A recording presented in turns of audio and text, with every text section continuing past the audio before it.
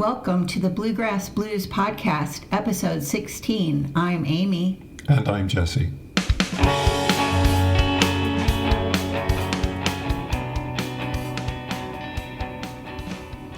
Well, we're back after a holiday weekend where there was lots of food being shared by some people. So how was your holiday? My holiday was very chill this year. I had my core family and two girlfriends over, and it was kind of potluck. I just really made the turkey, and it was delicious. And I've already made like the post-Thanksgiving turkey vegetable soup with all the bones. And yeah, I think we're almost done with leftovers now. How about you? Well, I was in New York and Washington, D.C. for the holiday.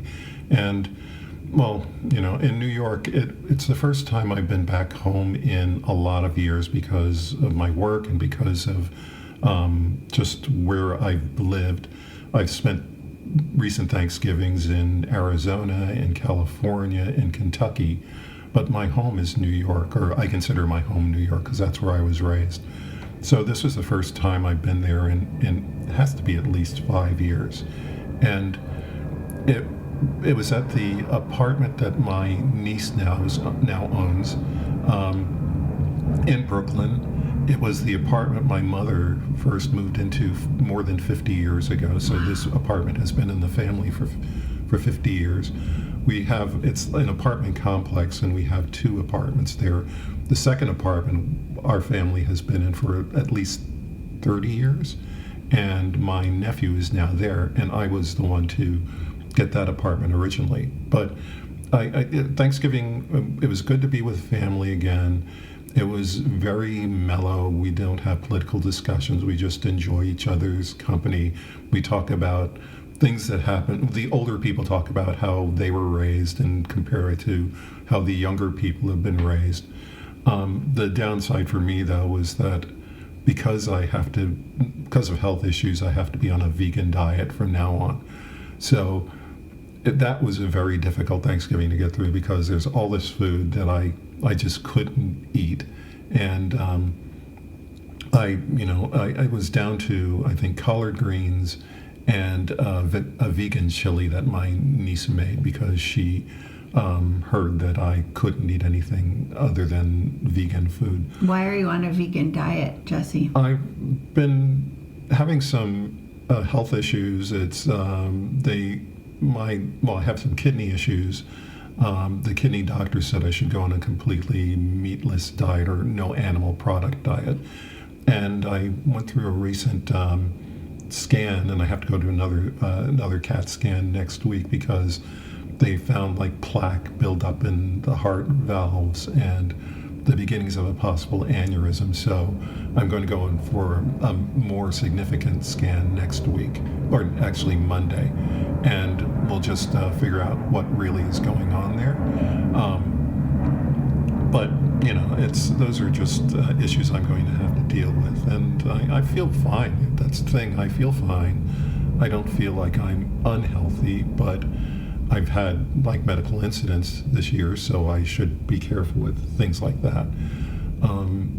But anyway, New York it was good to be back in New York because it was the holiday weekend, which means that you go to downtown or you go to Manhattan, go around Rockefeller Center, go to look at all the displays that they've put up there, watch all the people who are clamoring for buying stuff at these fancy shops like the Cartier and the Fifth Avenue, Tiffany, all those things.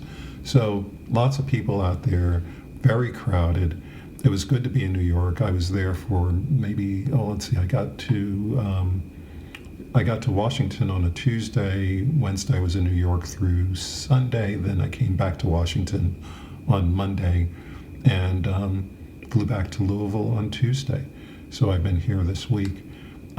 You mentioned Washington was pretty interesting. Yeah, there were, that's where the alleged insurrection is supposed to be taking place that Trump has called out the National Guard and troops for.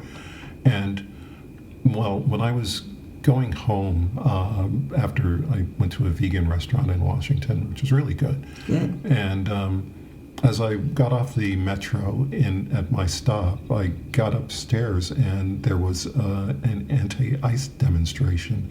There were people holding signs, they were making whistles, there were police cars all around. This was near the Safeway at the waterfront metro station.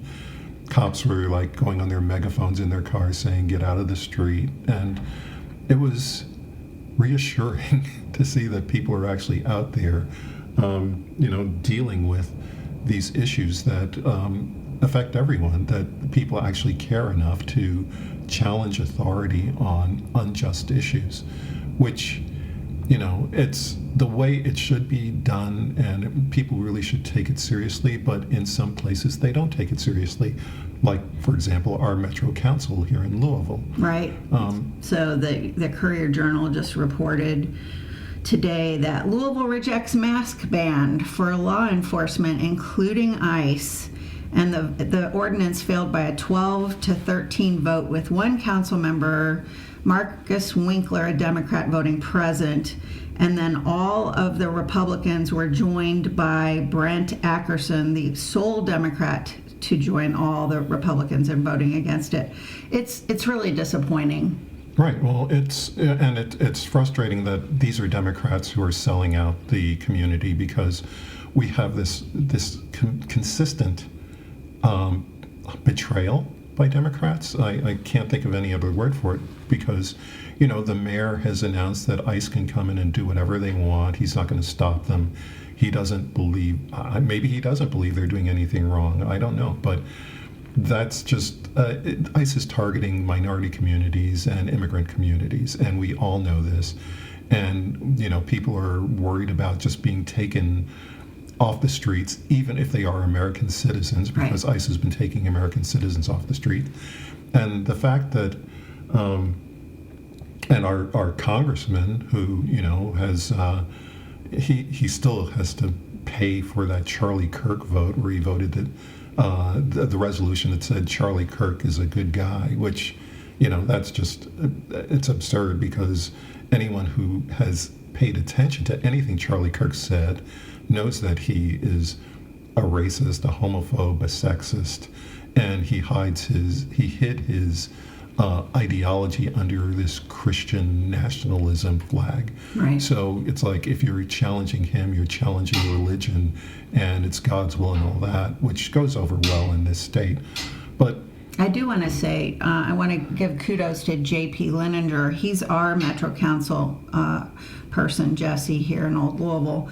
And basically, this was his proposed legislation to change Louisville's existing ban on wearing facial coverings.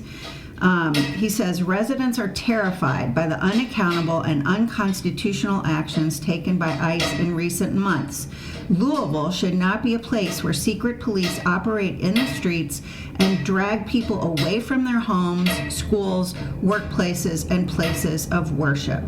Law enforcement officers are expected to be identifiable as public servants to uphold the civil liberties of our residents. yeah, and I don't understand why cops would want to hide their faces to begin with. If they're performing a public service, they should be proud of what they're doing, and they should be showing their faces, because they want people to know that here's a face you can trust. And obviously, when you put a mask on, this is the idea that, I don't want people to know who I am, because I will be held accountable for my illegal actions.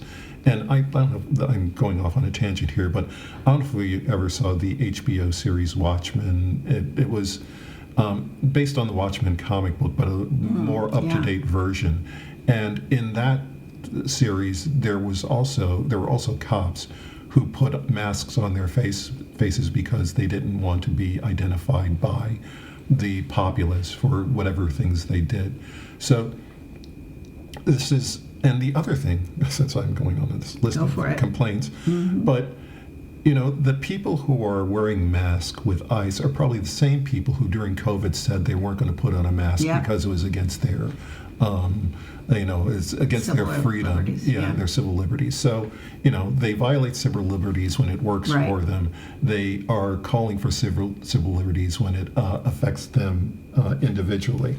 And,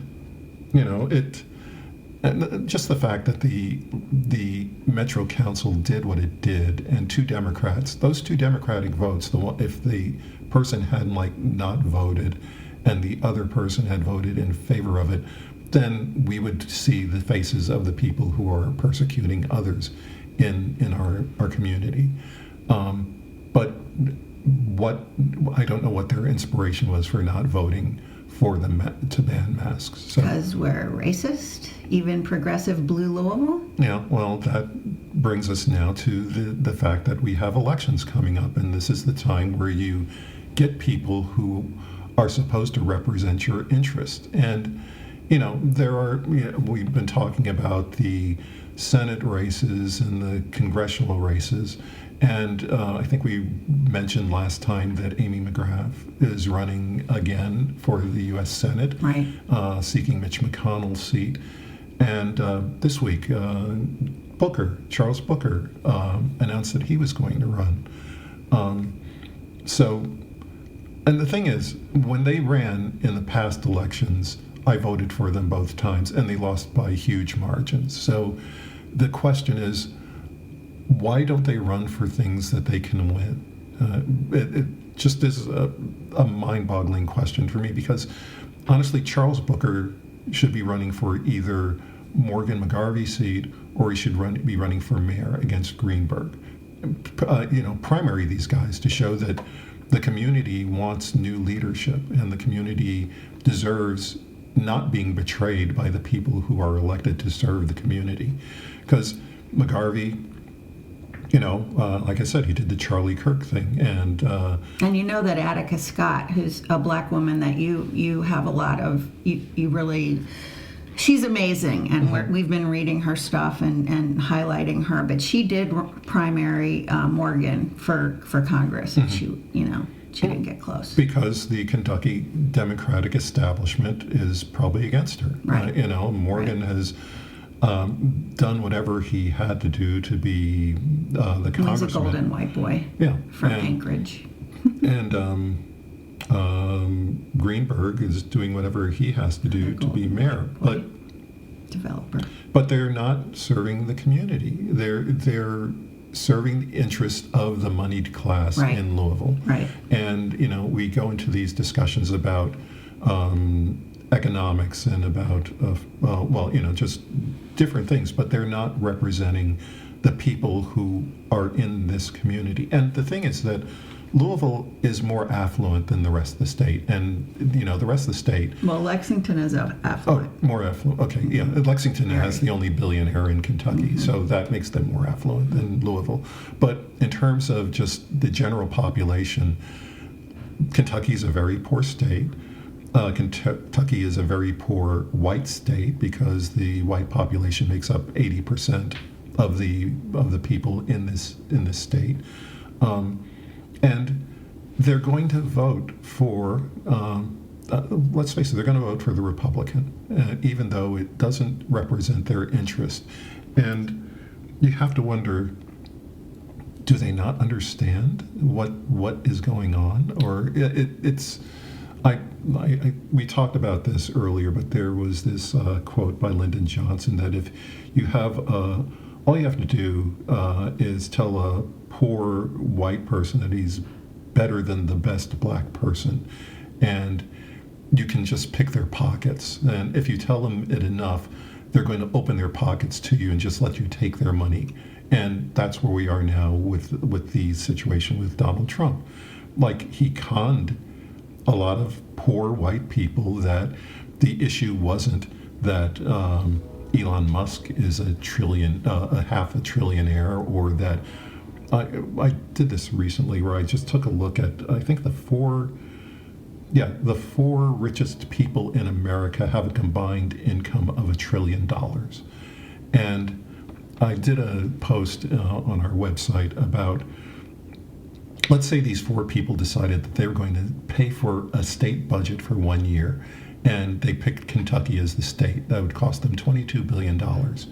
And then let's compare that to, let's do a proportional representation of what the typical Louisville or Kentucky resident has in terms of median income. And if you looked at it from a proportion basis, that $22 billion for the trillionaires would be proportionately less than what the normal Kentuckian pays for income tax every year. And the state legislature, by the way, is looking at reducing the state income tax even more. Which makes no sense, Right. but it's the typical Republican move Right. that, you're taxed too much, so we're going to stop this tax Right. burden on you, and we're going to make it so that you don't pay the taxes, which is a lie, because if you take that tax burden away, you're taking away services like building roads, like paying for schools, like paying for health care.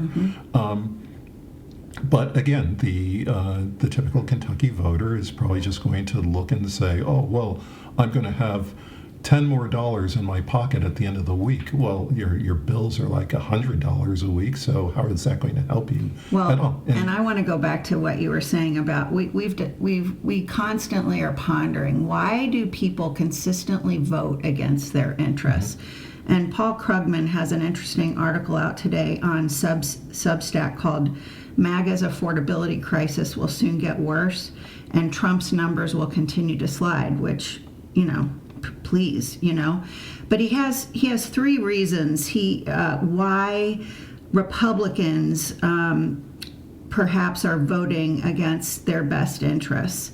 And he mentions a political scientist, Suzanne Mettler.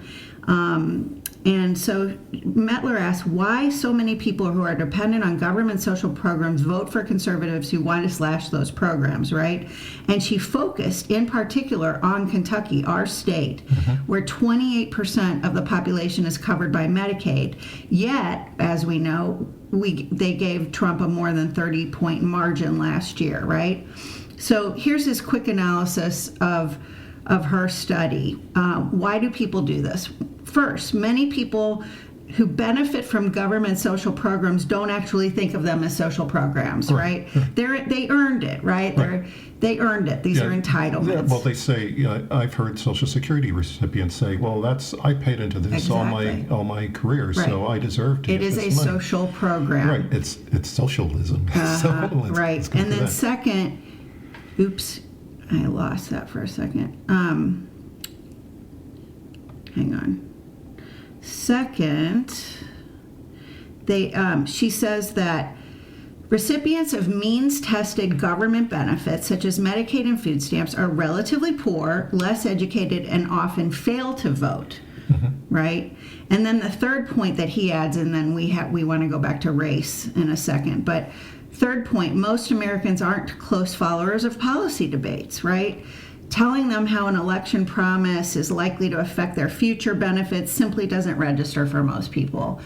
And frankly, people are working really hard to put food on the table and to get their kids to school and et cetera. So not everybody is like a wonk like we are. No, but you have to get into the fourth point, which Krugman doesn't address, and that's also, I think, a flaw among the intellectual class of the liberal side, is that they never account race for anything.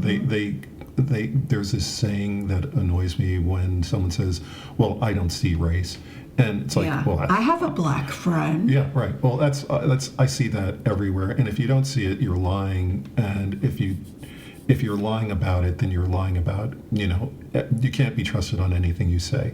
But race is an issue here, and the fact, when you go back to Lyndon Johnson quote that, tell a poor white guy that he's better than the best black guy, and the pockets are open. And Trump has shown that that's what's going to happen.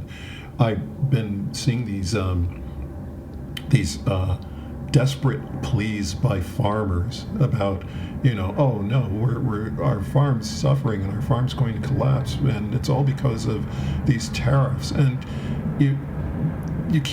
I can't sympathize with them, because they, as I've said many times, the people who voted in the last election were alive when Donald Trump was president the first time. And they saw what he did the first time, and he screwed over farmers the first time he was president. Right. So you would think that farmers would say, oh, that guy screwed me.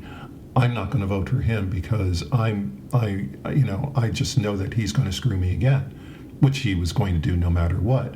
Instead, they decided that, there's a black woman running for president, and I don't want a black person or a female being my president. Right. And I saw someone actually ask, why did you vote for Trump when you knew that this was going to happen?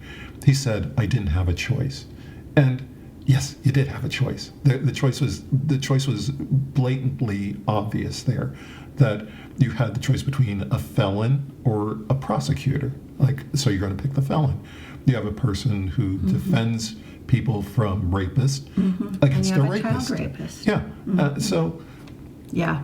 It has to be either race or sex is the issue, which brings us back to the Kentucky race, the Kentucky Senate race.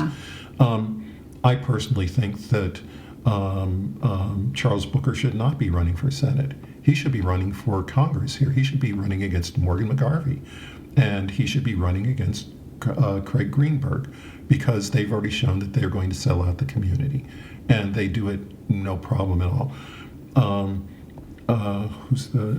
Amy McGrath should not be running for Senate. She should be running for the seat that Andy Barr is giving up, because she ran against Andy Barr before, and it was a close election by Kentucky standards. And she's in a blue area that's, it's just ripe for turning to another blue state. Instead, you're going to have more noted Republicans running against lesser-known Democrats running. Right. And the election, we need every seat we can get, and we're not getting them partly because people are not being steered toward the right seats, or maybe their egos are saying, well, I'm too good to be mayor, or I'm too good to be a congressman, I want to be a senator. That makes no sense. Also stepping stones, people. Right. Yeah. You run for these lower offices to build up your resume. Right. Then you run for the higher offices when you've shown that Like you can Obama did. when you've shown that you can deliver on your promises. Right. Obama started as a community organizer. Right. I think he was in the state legislature. Right. Then he got into Congress as a senator, and then he became president. Right. And a lot of people say, well, that was because he was black. Okay, idiots, you can say that. But it's because he's shown that he could make progress as he moved along. And let's not forget the fact that Obama won because George Bush was such a horrible president, that George Bush had us in an economic disaster. And to me, it was like voters looked at Obama almost like a janitor to clean up the mess that the previous guy left. And as he was cleaning up the mess, they were criticizing him for other things, like they criticized him because he wore a tan suit. And they criticized Birth him. Certificate. Yeah, his birth certificate, which was all Trump. So It was. we have these we have candidates here who don't seem to know that you're needed in these other positions. You're needed in a position you can win. Yeah, and that's it. Even if you don't win, you're going to make the election close, which will make the next person think, oh, there's a way to get this, Right. and I see what the mistakes were in this previous campaign. But instead, we'll go back to Amy McGrath and Booker running for Senate. Kentucky is 81% white and 8% black. So Booker doesn't have a chance at a statewide race. Daniel Cameron won a statewide race because I think no one knew what his race was at the time. And he was a handpicked person by Mitch McConnell. So the party wasn't going to do anything against him. But I would bet if you looked at his election numbers, they're probably narrower than what the other election numbers were because he's a black candidate. And the only way, to me, McGrath or Booker can win is if Cameron is the nominee for the Senate, because then the racist and sexist in the state won't know what to do, and maybe they'll actually look and see, oh, this person is actually going to cares about affordability, Right, cares right. about my housing, my health care, food, right, and education. And we know that Cameron Clean is water. a McConnell puppet. So, Right. Right. Why don't we? I don't know why they don't look at that. And that's the flaw of the state Democratic Party. which doesn't even have a headquarters now. Right. How desperate can you be when you don't even have a headquarters? And they just sold their building, Yeah. last week or the week before. So, And I just want to segue a little bit. Next week's a really big week, maybe, because the U.S. Senate is going to vote on extending these Affordable Care Act health subsidies for 3 years.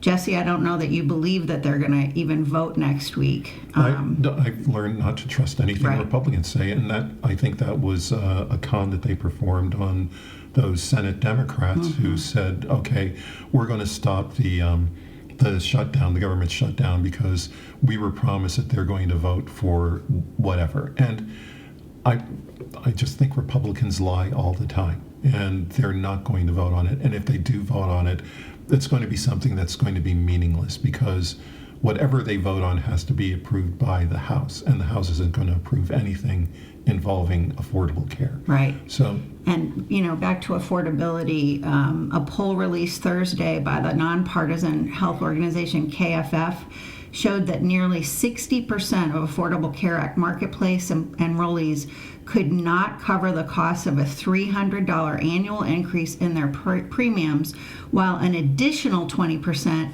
said they couldn't afford a $1,000 jump in prices per year.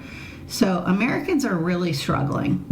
right, but they're voting for the wrong people, because if there were Democrats in charge, we wouldn't be discussing this. We would be discussing what color suit the Democrat wore, or whether or not the Democratic woman had been dating, slept her way to the top. That's what we're going. That's the way the Republicans work. Right. They never deal with real issues. They make it cultural issues, they make it sex issues, and they make it race issues. Right.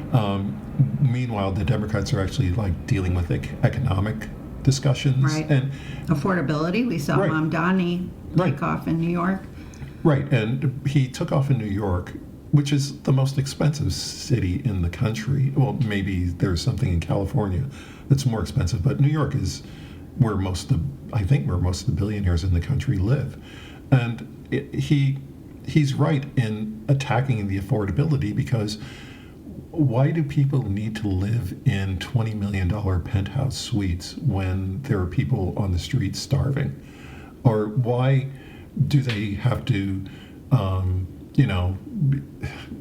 shop at the luxury stores when kids can't get lunch at school? Or Yeah. there is this logic to what Mandami has said, that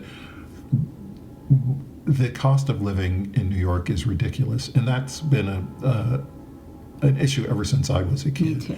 It's just When I lived there in the 80s, it was, I shared a bedroom with a woman, and then there was another woman in the bedroom, and to share the bedroom, and this was back in 1990, I was spending $850 a month Yeah. to share Right. a bedroom. Right. Yeah. That's New York. That's the way things happen there. Anyone who owns a place in New York is probably subletting it to multiple people who can't afford to live anywhere else. I also had to sell I didn't want my car in New York because the public transportation is so great. But to park my car back then, 30-something years ago, would have been more expensive than paying rent here in Louisville. Yeah. It's the cost of New York is, people will say, well, New Yorkers make so much more, but even proportionately, they don't. No. It's not an affordable place to live. But that's why Mandami won. That he wasn't talking about, he wasn't talking about racial issues. He was talking about economic issues and how New Yorkers are affected. He's right. He was right in saying that, bus service should be free. Let's keep people paying for the metro or the subway, but buses, people should be able to get on a bus and just go around the city. And we should be taxing the very rich even more, because they can afford it. It doesn't, no matter how much you tax them.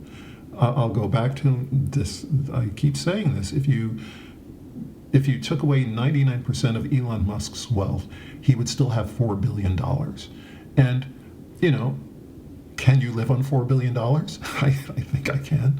I think most people, no, everybody can live on $4 billion, but people can't live on the minimum wage that we're getting. And $7.25. That's in Kentucky, but that's also it's the national minimum wage.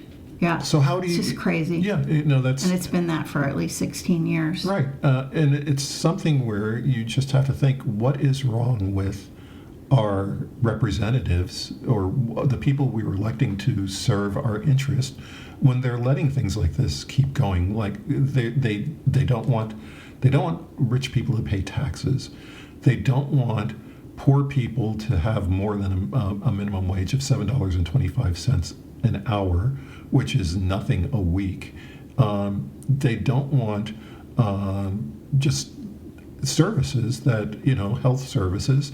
They want people to pay for medical expenses, whereas other countries are, you can live in other countries. Other countries have better qualities of life, and other countries have longer longevity than we do because we're paying an absurd amount of money every month for our health care. I don't know if you've noticed this, but to go to a specialist, maybe 3 years ago, maybe it was $50. Now it's $75. 4 years ago it was $25. So, and my kids now, are having some medical issues. They need to go to the dentist or go to the dermatologist. They're not even going to doctors because that copay is $75. And, they're making poverty level wages. I just want to bring something back to Kentucky about affordability. There's a great organization called the Kentucky Center for Economic Policy, and Jason Bailey is the executive director of that. And it goes back to what you're talking about getting rich people to pay their fair share. He talks about a bunch of strategies to increase job quality by improving wages and strengthening affordable housing and fighting rising healthcare costs. And he says a key part of implementing these strategies is balancing Kentucky's upside-down tax code that has resulted in the richest 5% of Kentuckians paying an astounding $3.4 billion less a year in state and federal taxes than they were just a decade ago. So they're also looking at, decreasing the income tax or maybe eliminating the income tax. Yep. And the billionaires and multimillionaires, which is what we have mostly in Kentucky, they're not paying their fair share. A windfall tax on the wealthy that asks those at the top to pay what they owe would go a long way in funding the investments requiring new resources in our state. And the thing, too, about an income tax is that it really doesn't address the wealth that people have, because income taxes aren't based on your net worth or your net wealth. It's based on what your income is. So let's say there's a CEO in Kentucky who has decided that he'll take a modest salary of $100,000 a year, but he'll get all the stock options that measure in the millions of dollars a year. He's going to pay the tax on the $100,000, not on the millions. And that's just, there has to be some way that you can, talk about wealth taxes. There should be a wealth tax. You shouldn't be able to just give your children every cent you've got without any payment to the state or city that helped you get all that money. Well, and that's institutional racism, too, the way that the intergenerational wealth transfer, given that there have been so many barriers like home ownership for Black and brown communities, and then you don't have this intergenerational wealth transfer, you're just always going to be stuck at the bottom of the economic pie. Right, and if you're stuck at the bottom of the economic pie, then you're not going to get a piece of anything, because they're going to, not only are they not going to get anything, they're going to take things away from you. I'll throw out this example. The Louisville Public Schools just announced that they're going to be closing schools. And if you look at the schools that are going to be closed, they are predominantly Black or predominantly minority schools, whereas, the white schools are never bothered. But it's... So, a kid who's walking to school now will have to go to a school 3 miles away from where they live. And that's another example of why certain politicians should be running for offices that are actually more applicable to the citizens that they want to serve. Right. Because the public school situation is a mayor. The mayor is in back of has strong influence on this, so he should be, or whoever's mayor should be able to say, this is unacceptable, we have to look for another solution to this. Maybe we increase property taxes, which will drive people crazy, but it gives more revenue to the schools.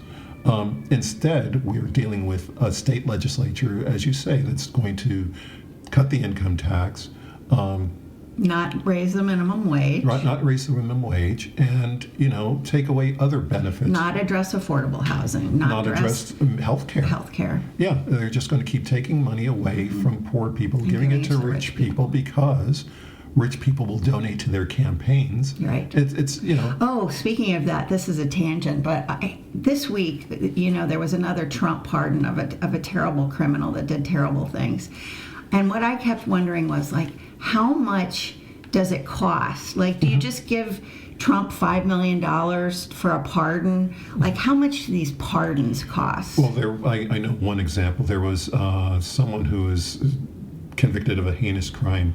Trump gave him a pardon after the guy's mother gave Trump $1 million donation. Right. So that's the going rate, $1 million to buy your freedom for being a complete evil person. And if you look at the list of people who Trump has pardoned, a lot of them are going back to jail for crimes that are even worse than what they did before. A lot of people were swindlers. A lot of people were violent. They were like the J6ers. Right. And they're back in jail, and Trump will probably pardon them again. Trump is, I hate to talk about this guy, but I have to.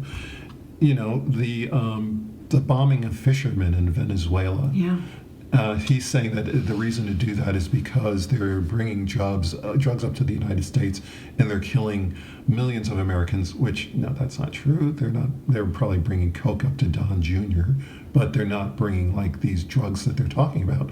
Meanwhile, Trump has pardoned the former president of some Central American country who was truly the major drug lord. Right.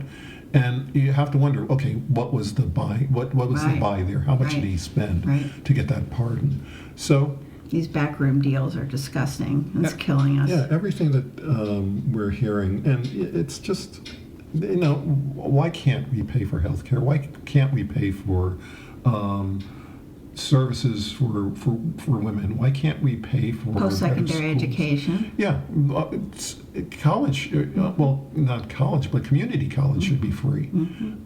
We shouldn't be paying for this instead of paying for public education, which I think is also part of this scam. It's a strategy. Yeah, it's a strategy. Yeah, where they don't know, as you said in that list that Krugman gave, where people don't know what to vote for, or they don't bother to vote at all. It's because they don't understand what's going on and how it impacts, has an effect on them. So we're going to go through this. We're still going to be dealing with this, even though sometimes there are signs that things are improving, because the Tennessee election that happened this week was very close in a district that Trump won by 30 points. Right. So. And the midterm elections are coming up. Although, did you see that Texas, the Supreme Court, granted Texas the right to add those 5 Republican seats? But California is also going to do the same thing. For sure. So I think it's going to balance out. And, all blue states should do what red states are doing. Let's just redistrict. Right. Because that's the other thing. The representation is also racist in the red states, because like places like Alabama and Mississippi, they have very large black populations, but they don't have any representation for those populations. It's like it just doesn't add up, but it's because the districts have been drawn so that representation is diluted. And that's what Republicans in Kentucky are planning to do by getting rid of the Democratic seat in Jefferson County, the Democratic congressional seat.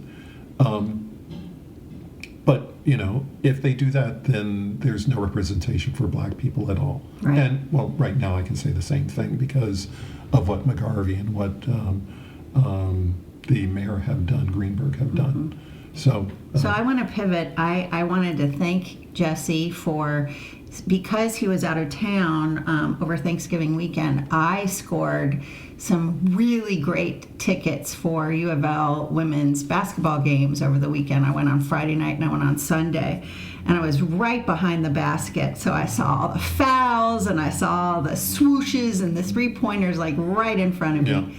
Oh my God, those are great seats, Jesse. That was so much fun. Yeah. And the women are so good. they're good. And I went to the game last night where they played South Carolina, which is like in the top 5 teams in the country, and they almost won. It was literally, there was a 3-point shot. Had they hit the shot, that would have been the game, and it would have been over.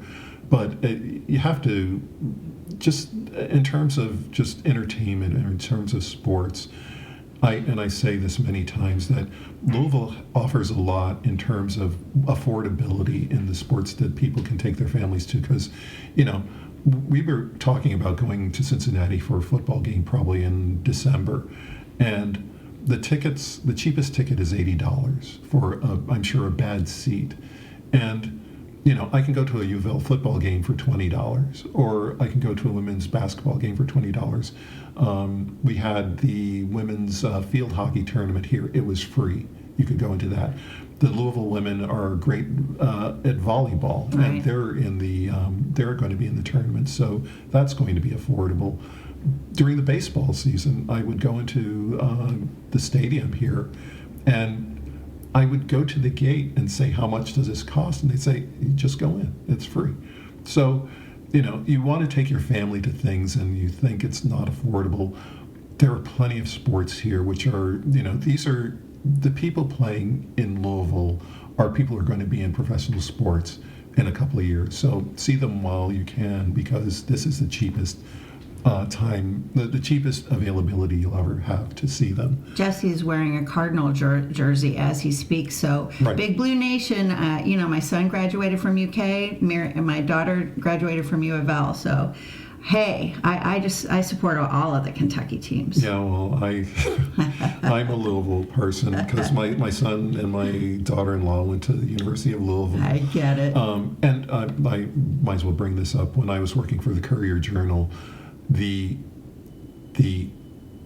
rabid reactions of fans on both sides was amazing, because people would count the number of lines we would write about each team, and if there were more lines for Kentucky than there were for Louisville, we'd be accused of bias and just horrible things, that we were in the pocket of whatever the other team was.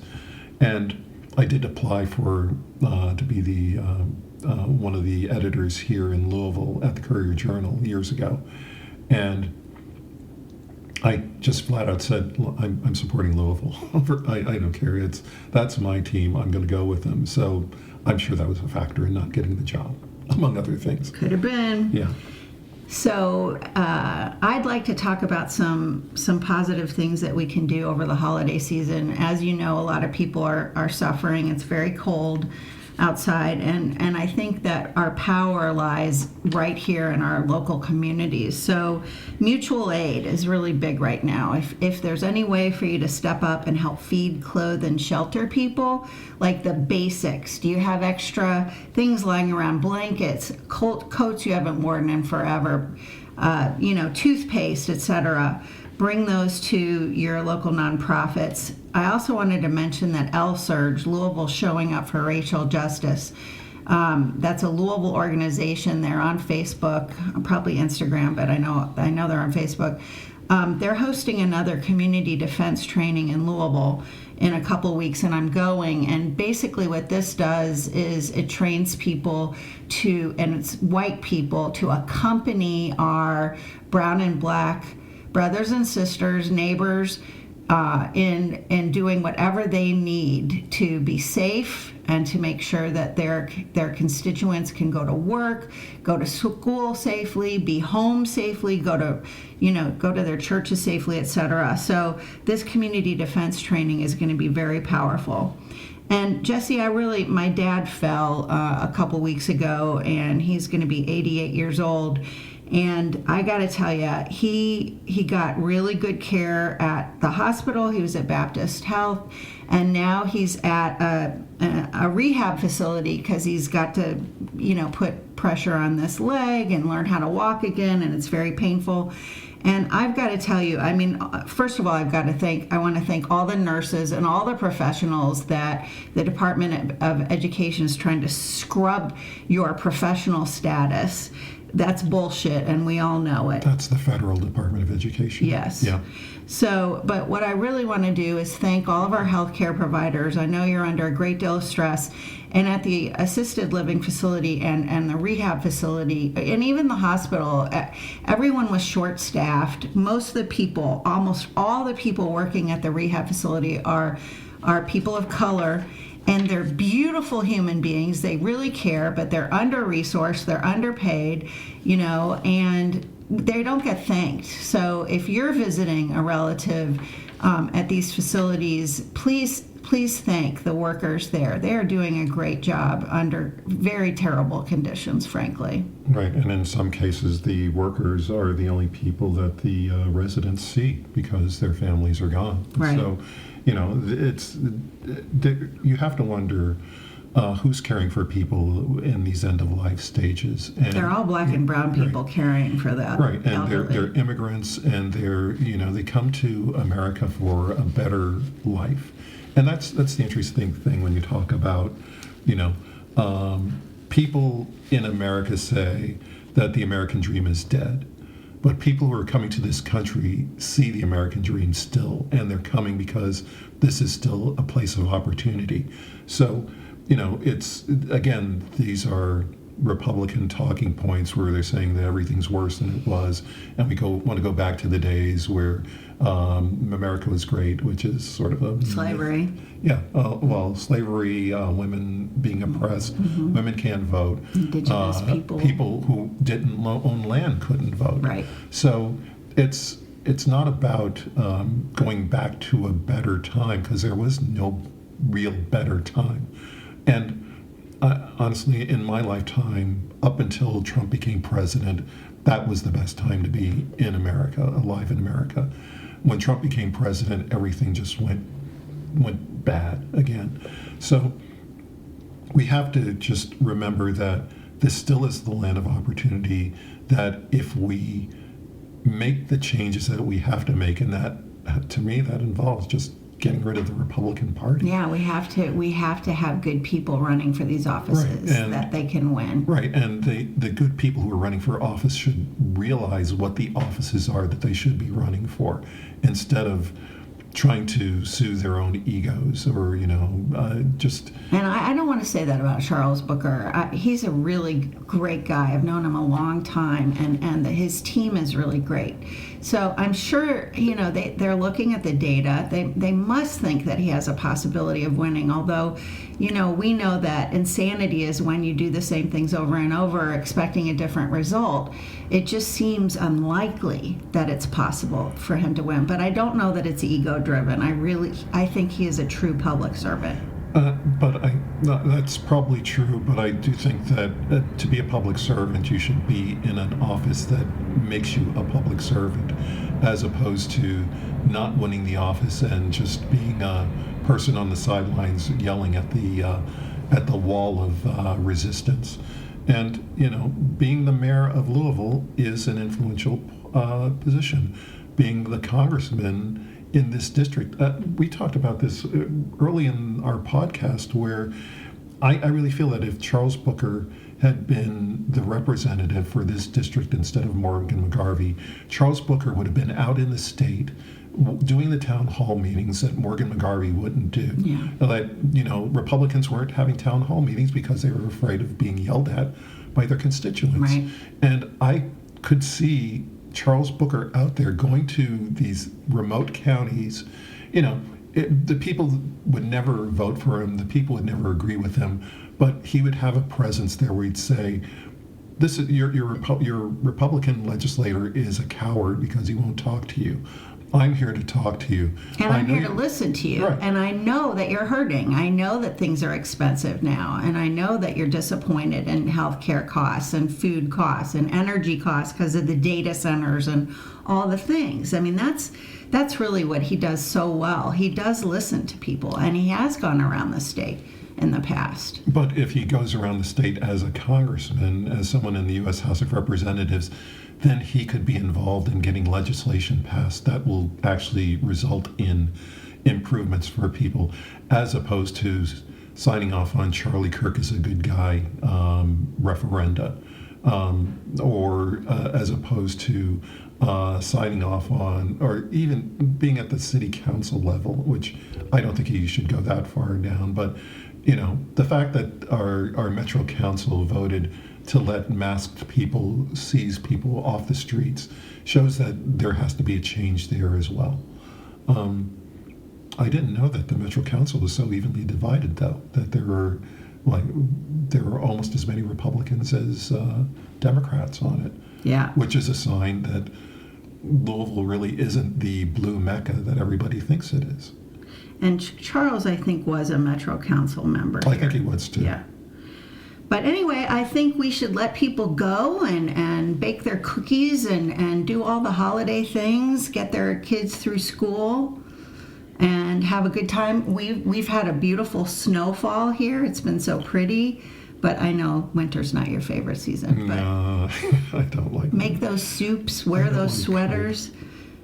Yeah, enjoy yourselves. Right, and also keep listening to this podcast. And if you know people who might be interested in what's going on in Kentucky, recommend this to them, because we'll keep doing this. I mean, we don't have a huge audience, but we do have opinions, and the whole point is to get information out to people so that they understand that these are the things that we care about, and we're sure that a lot of you care about it too.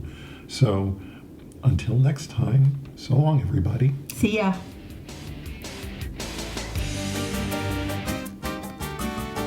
Our closing music is by John Chamberlain.